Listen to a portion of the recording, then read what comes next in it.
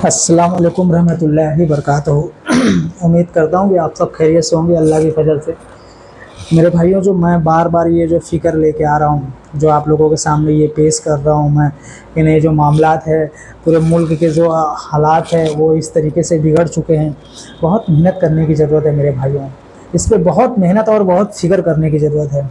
आज हमारी ईमान की कमज़ोरी इस हद तक बढ़ चुकी है कि आप देख लें अपने अंदर कि हमारी ईमान की कमज़ोरी कितनी है, हमारा ईमान कितना मजबूत है। मेरे भाइयों, मैं वहाँ की बात कर रहा हूँ जहाँ से कि अल्लाह के नबी बिलोंग करते थे।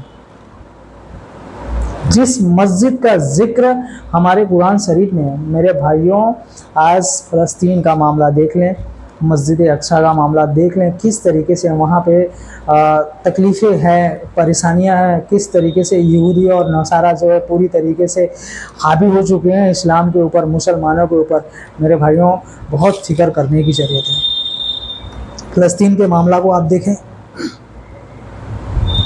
वहाँ कितनी तकलीफ़ें, कितनी परेशानियाँ हैं मेरे भाई। छोटे छोटे मासूम बच्चे भूख से बिलख रहे हैं, तड़प रहे हैं, दो दो चार चार दिन फाके रख रहे हैं। मासूम बच्चे जिनके वालिद और वालिदैन इस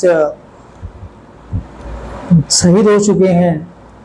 इस तरीके से जो है कि उनके मामलात हैं। और फ़लस्तीन इस वक्त सबसे ज़्यादा, अगर फ़लस्तीन में अगर ज़रूरत है मेरे भाइयों, तो हमें अपने आप को पेश करने की ज़रूरत है। पूरी कौम को पूरी कौम को एकजुट होकर मेरे भाइयों फ़लस्तीन के लिए खड़ा होने की ज़रूरत है मेरे भाइयों। मस्जिद अक्सा के लिए खड़ा होने की ज़रूरत है मेरे भाइयों। मेरे भाइयों, मैं आप सब लोगों से ये कहना चाहता हूँ कि ये जो फ़िरका परस्त की बातें हैं वो सब छोड़ दें, एकजुट हो जाएं और फ़लस्तीन के लिए, फ़लस्तीन के और मस्जिद अक्सा के हक़ के लिए लड़ें और खड़े हो जाएं। ये जो आपस में फितने फैला रहे हैं, आपस में जो ये विवादें कर रहे हैं, नहीं फलाने फ़िरका, ढिकाने फ़िरका, ये सारे फ़िरके छोड़ दें मेरे भाई। अब वक्त नहीं है मेरे भाइयों, अभी आपके पास वक्त है, समझ जाएं। आप ये देवबंदी, वहाबी, अले हदीस, 24 बरेलवी, ये सब करना बंद कर दें मेरे भाइयों। एक दूसरे को ताकीज करना छोड़ दे, एक दूसरे के ऊपर उंगली उठाना छोड़ दे मेरे भाइयों। अब ये वक्त नहीं है कि एक दूसरे के ऊपर उंगली उठाएं मेरे भाइयों। कयामत नज़दीक है, यकीन मानो आप, कयामत नज़दीक है मेरे भाइयों। मुझे बहुत फिक्र है मेरे भाइयों। आप सल्लल्लाहु अलैहि वसल्लम ने जो चीज़ बताई थी, जो बातें बताई थी, कयामत की जो निशानियां बताई थी मेरे भाइयों, पूरी हो चुकी हैं। आप देखें, आप हदीस से मुआयना करें, कुरान शरीफ से मुआयना करें, आप देखें मस्जिद अक्सा के बारे में जो आप सल्लल्लाहु अलैहि वसल्लम ने जिक्र किया था, जो बताया था मौलाना मस्जिद अक्सा के बारे में आप सल्लल्लाहु अलैहि वसल्लम ने, वो आपके आंखों के सामने है। फिर भी हमारा ज़मीर नहीं जाग रहा है, हमारा ईमान इस तरीके का कमज़ोर हो चुका है।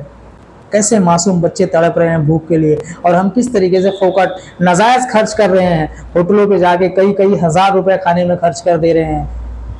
अपने शौक को पूरा करने के लिए कईयों हज़ार रुपए का हम गाड़ियां ले रहे हैं, घर ले रहे हैं, मकान बना ले रहे हैं। मेरे भाइयों, ये आखिरत का ज़खीरा नहीं है।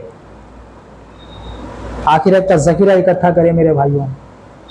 ये घर, मकान, गाड़ियां, शोहरत, इज्जत, ये जो आप कर रहे हैं ना मेरे भाई, ये कुछ भी काम नहीं आने वाला है।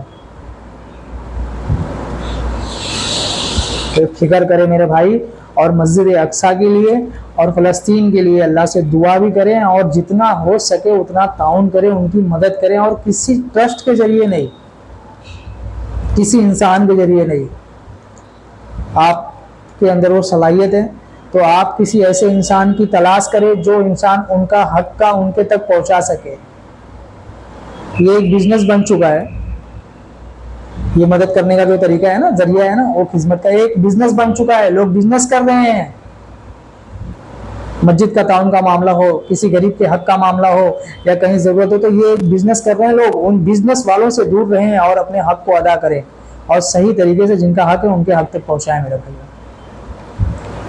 तो फिक्र करें मेरे भाई, बहुत फिक्र की ज़रूरत है।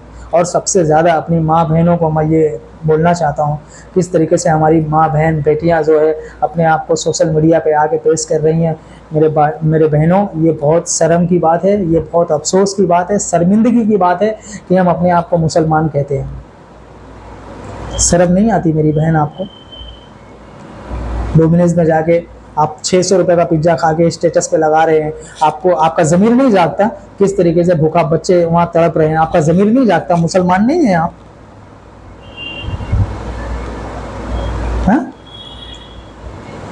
हमारे भाई लोग हैं जाके किस तरीके से ढाबे पे खाना खा रहे हैं, होटलों में खाना खा रहे हैं, इतना महंगा महंगा खाना खा के पैसे नुकसान कर रहे हैं, आपका ज़मीर नहीं जागता? लोग भूखा मर रहे हैं, वहाँ पे बच्चे तड़प रहे हैं। मेरे भाई ये ईमान की कमज़ोरी है, ये ईमान की कमज़ोरी है मेरे भाई। मेहनत करें और उनका हक का उनके तक पहुँचाएं मेरे भाई। ये आपने कर दिया तो आखिरत का ज़ख़ीरा आप इकट्ठा कर लिए मेरे भाइयों, नहीं तो आपके पास कुछ नहीं। अगर आप सोच रहे हैं कि हमारी ज़िंदगी अमाल से भरी हुई है तो ये आपकी गलत फहमी है, आपकी ज़िंदगी अमाल से खाली है।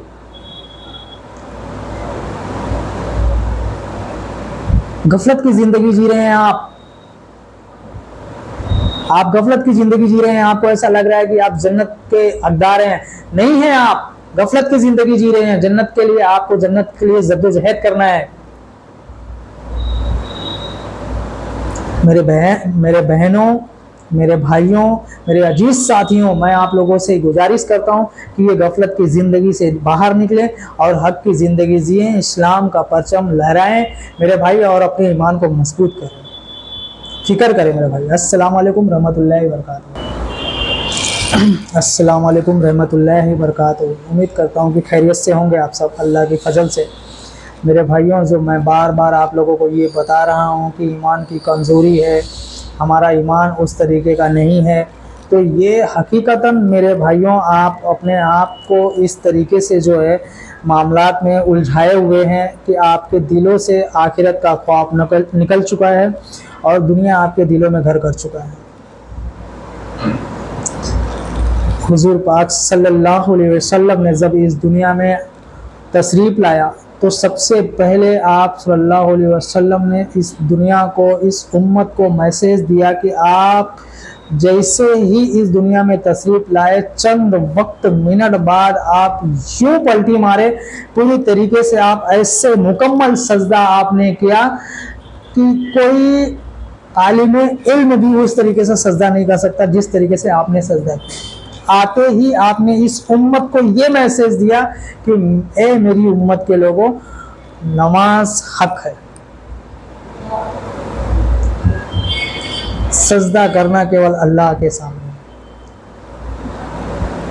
आज हम कितनी तेजी से अल्लाह के साथ शरीक कर रहे हैं, लोग शिर्क कर रहे हैं मेरे भाइयों। हमें शिर्क के बारे में ज़्यादा मालूमात नहीं है, मैं किसी को नहीं बोल सकता कि आप शिर्क कर रहे हैं, मगर मैं ये ज़रूर बोल सकता हूँ कि आप अल्लाह के साथ शरीक कर रहे हैं लोगों को, जो कि सबसे बड़ा ये कबीरा गुनाह है मेरे भाई, अल्लाह के साथ शिर्क करना। अल्लाह के साथ किसी को शिर्क करना, यानी अल्लाह के बराबर किसी को समझना शिर्क है।